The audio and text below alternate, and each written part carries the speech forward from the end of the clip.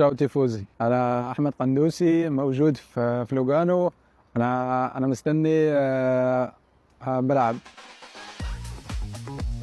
أنا أول ما دخلت النادي رحب بيا واللعيبة يعني دخلتني في الجروب بسرعة، والحمد لله يعني لقيت ناس بيتكلموا عربي وفرنسي والناس رحبت بيا يعني بشكل جميل.